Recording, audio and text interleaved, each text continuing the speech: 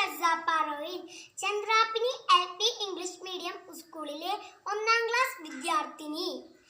നിങ്ങൾ ഒരു വർഷത്തെയാണ് മുന്നിൽ കാണുന്നതെങ്കിൽ കൃഷി ചെയ്യുക.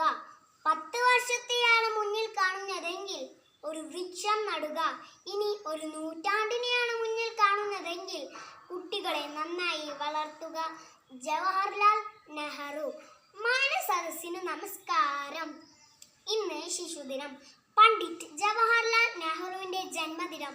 ഇന്ത്യയുടെ ആദ്യ പ്രധാനമന്ത്രിയാണ് പണ്ഡിറ്റ് ജവഹർലാൽ നെഹ്റു.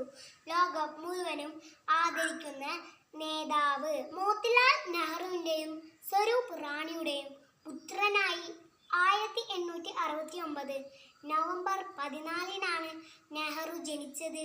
അദ്ദേഹത്തിന്റെ ജന്മദിനമാണ് നാം ശിശുദിനമായി ആചരിക്കുന്നത്.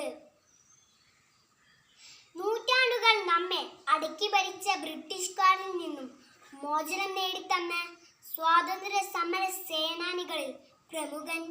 ദാരിദ്ര്യവും നിരക്ഷരതയും കലാപങ്ങളും ഒക്കെയായി ഏറെ പിന്നിലായിരുന്ന നമ്മുടെ രാജ്യത്തെ മുമ്പോട്ട് നയിച്ച നവഭാരത ശില്പി. അങ്ങനെയുള്ള ജവഹർലാൽ നെഹ്റു എങ്ങനെയാണ് കുട്ടികളുടെ ചാച്ചാജിയായി മാറിയത്? അദ്ദേഹത്തിന്റെ ജന്മദിനം എന്തുകൊണ്ടാണ് ശിശുദിനമായി ആചരിക്കുന്നത്? തന്റെ വെളുത്ത കുപ്പായത്തിൽ എപ്പോഴും കൂടെ കരുതിയിരുന്ന പനിനീർ പൂവിനെ പോലെ നിർമ്മലനായിരുന്ന ചാച്ചാജിക്ക് കുട്ടികളെ ഏറെ ഇഷ്ടമായിരുന്നു. നമ്മൾ കുട്ടികൾ മിടുക്കരായി പഠിച്ചു കളിച്ച് വളർന്നാൽ അതാണ് ഈ രാജ്യത്തിന്റെ ഏറ്റവും വലിയ നേട്ടമെന്നും അദ്ദേഹത്തിന് അറിയാമായിരുന്നു.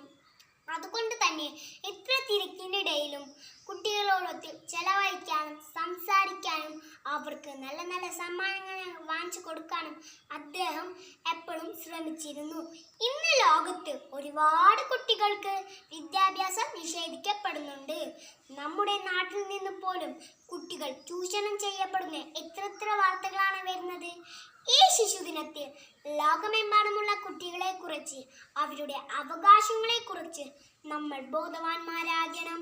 ചാച്ചാജി ആഗ്രഹിച്ചതുപോലെ നമുക്ക് ചുറ്റുമുള്ള നന്മകളെ സ്വീകരിക്കാനും തിന്മകളെ ചൂണ്ടിക്കാട്ടുവാനും നമുക്കാക്കണം.